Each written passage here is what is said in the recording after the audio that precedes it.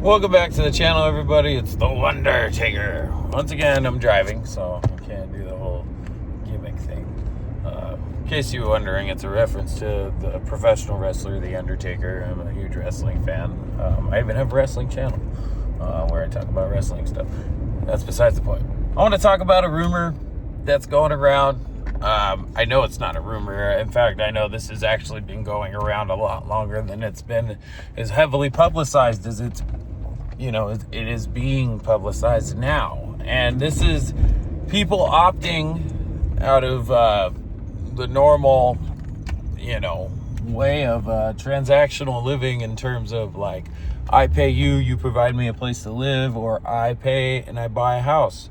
In terms of rent and mortgages, in the United States, these things are becoming far too expensive. They're becoming out of the reach of the average citizen. I don't know why I don't just do this.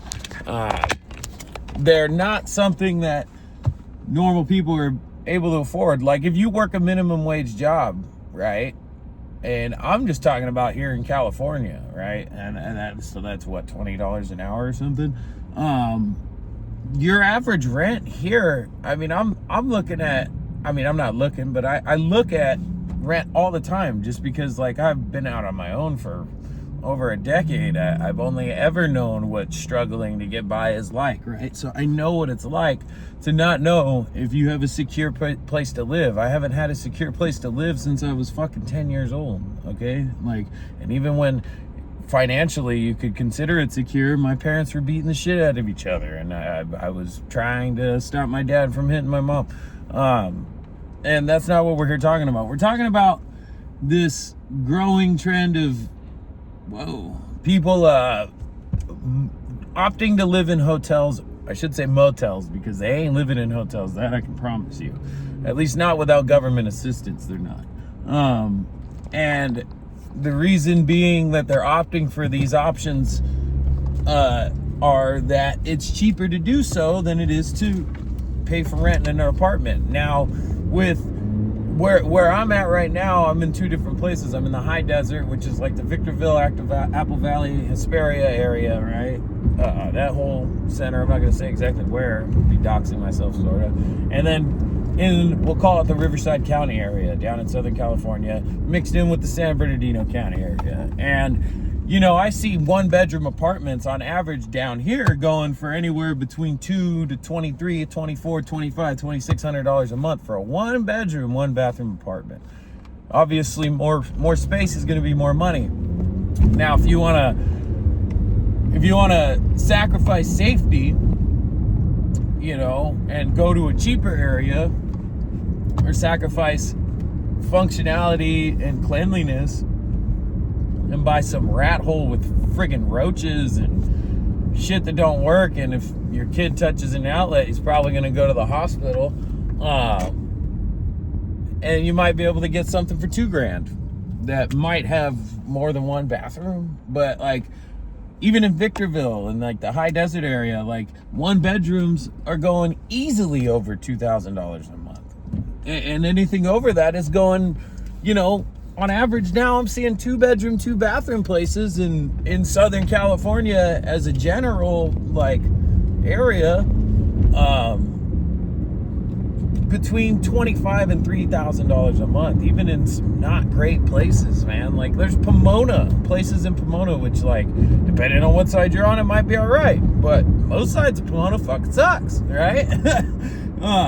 And like, Riverside is just like ridiculously expensive. Everywhere is. And I don't know what other parts of the country are like, but I want to address this hotel living situation that we're hearing about. And I want to address it head on because I'm somebody who spent a few years having to live in hotels, weekly hotels, and I have quite a bit of knowledge on this. Before I got into the union and could afford a decent life, when my grandparents couldn't take care of themselves and like I couldn't afford to pay the mortgage or the house, the mobile home they lived in myself, they lost it. We had to leave. And I was the only consistently working son of a bitch in my family. So I have my girlfriend who was in college, who I told her to go home. She should have went home. That's another story for another time. My girlfriend at the time, we've been broken up for years.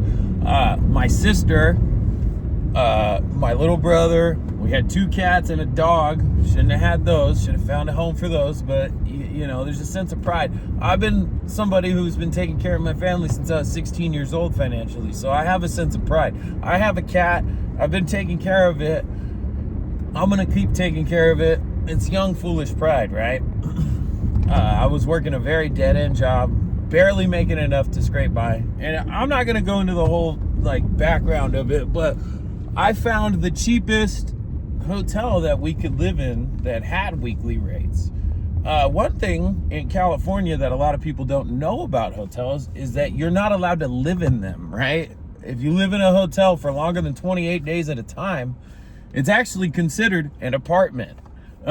So if you're in a hotel, you better make sure that you only have enough stuff with you that in 28 days, every 28 days, you can load it all into your vehicle or move it out of that room for 3 days at a time. And you better have a place to go for 3 days, whether it be another hotel, which is what I had to do because there was nowhere to go. We had nobody.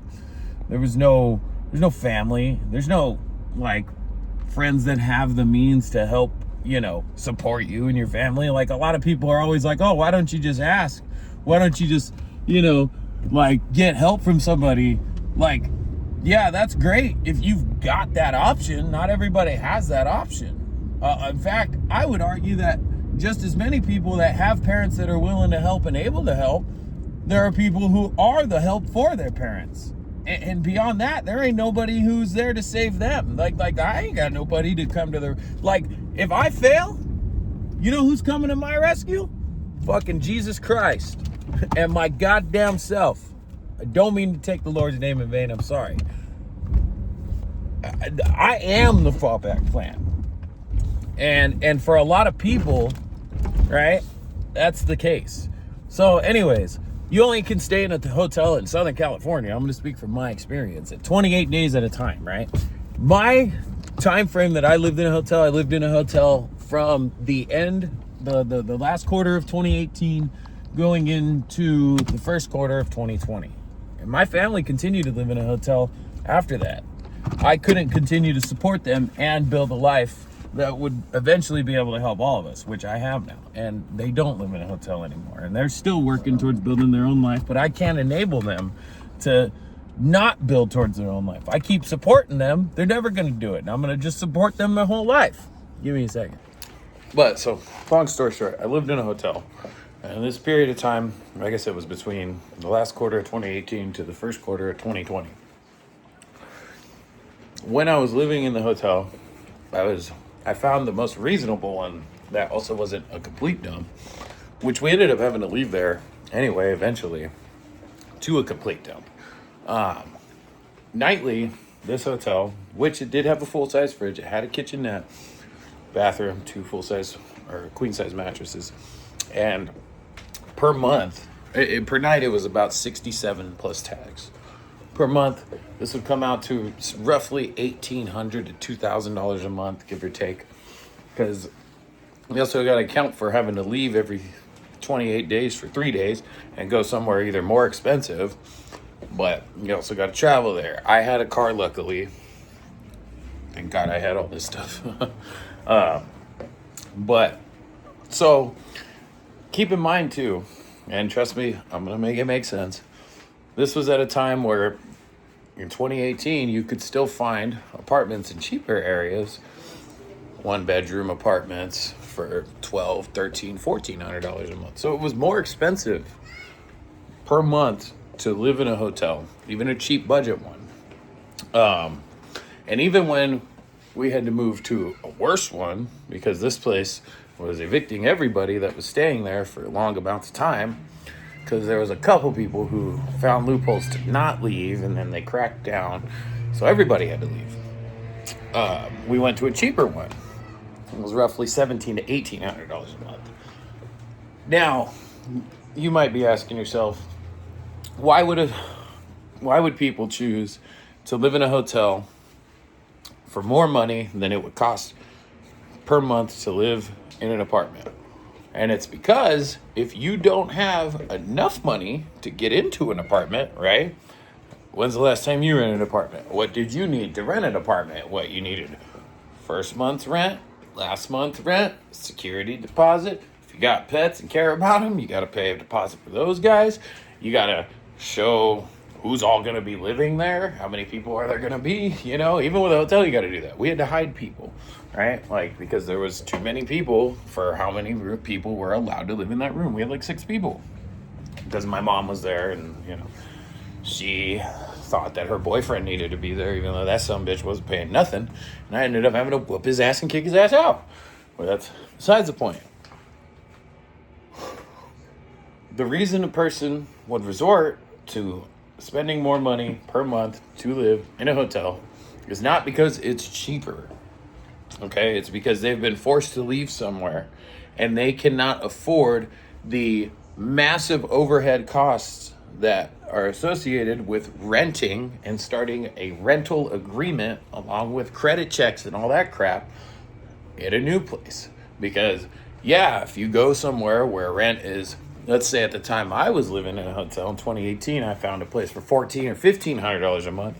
Yeah, that's the rent, but I also got to come up with that amount of money once, twice for the last month's rent, and for some places, security deposit equals rent or maybe half of rent. So now to start paying $1,500 a month, I got to come up with almost $5,000 just to go into this place. And not only do I have to come up with $5,000, I got to make sure by the time next month comes, I have rent again at the amount of $1,500. And if you only make $2,200 or $2,300 a month, how the fuck are you going to come up with $5,000? Especially if you're coming out of a situation where you just left somewhere because you couldn't afford to live there anymore. It doesn't make sense. It's not possible. This is the reason people end up in situations like living in a hotel. It's because there is no other option if you want a roof over your head. You can't afford to start a lease in an apartment. Not unless you've got $6,000 sitting around. Now, and this is, I'm talking about when I was in this situation back in 2018. Well, think about it now. We've got rent creeping at an average of maybe nationwide, like $2,000 a month for like a 1 or 2 bedroom, but especially here in California. Now, let's say you got a family of 3 or 4. You need more than 1 bedroom. You need a 2 bedroom, right? You're looking at easy $2,500 in cheaper areas and more expensive areas. I mean, if you're in New York, you're going to spend over $4,000 a month for a 1-bedroom apartment, right? And now, like, I'm looking at hotels as a little differently. I haven't had to live in one in almost, 6 years, or over 6 years now. By the grace of God, and I thank God every day, and I'm very grateful for the life I have now, and I'm able to live. But hotels now, it's not like, because rent's gotten more expensive, hotels have gotten cheaper or some shit. Like, I've looked at out of curiosity at what budget hotels cost now. Like those hotels, the hotels I was spending $67 a night on when I was living there 28 days, and the hotel I was going to and spending $79 a night for 3 days. Those hotels, respectively, are now like $98 on the weekdays, and then more expensive on the weekends. It's like $115 or something. It's a Red Roof Inn. And then the other hotel that I would go stay at was a Motel 6. And that, on average, is over $100 a night now on the weekdays. And on the weekends, it's over $120. And then the hotel that we ended up having to leave, the Red Roof Inn, and go to, that was cheaper. But, oh, man, I mean, I had my car stolen there. Motherfuckers have been shot. A whole room was lit on fire. Many people died in their rooms while we were staying there. It was a literal slum. And that place isn't even a hotel anymore. It's an apartment. It's a budget, like a low budget, government assisted apartment complex. Thank God nobody I know lives there anymore, especially my family. But I don't even know how much that place costs. But I don't want. I just think I lived in a hotel, so like hearing this talk about, I hear people, all this talk about like, oh, people are moving into hotels because it's cheaper. No. The reason people are moving into hotels is because they don't have a choice. It's cheaper to get into a hotel right now when you have no roof over your head than it is to get into an apartment. But the operating costs of living in a hotel on a day-to-day basis, spread out over a month, more expensive. Now, you don't have utilities that you pay in a hotel, but I mean, the costs end up equaling out. You also don't have a washer and dryer, or you don't have, and I know some apartments don't have washers and dryers, but there's just a lot of other things that go into living in a hotel. And if you don't have a full kitchen in a hotel, now you've got to either buy food or buy means to make food. Like, there's a whole other side and gambit of expenses that come with living in a hotel, and people definitely have the wrong idea about living in a hotel as it pertains to the cost of rent. It is not cheaper month to month to live in a hotel in terms of how much that roof over your head costs. It's not. The only reason anybody does it is because you have to pay extra money to initially move into a place to live. To rent anywhere, you have to pay more than just how much the rent costs per month to move in. There's first month's, last month's, security deposit, other bullshit, credit checks, all this other crap that goes into it. Whereas at a hotel, you just have to have an ID and nowadays probably a debit card. But I don't know. I hope that was informative, or somebody found that useful. If there's anything to take away from this, is it's all fucked. It's fucked up how much it costs to live in an apartment.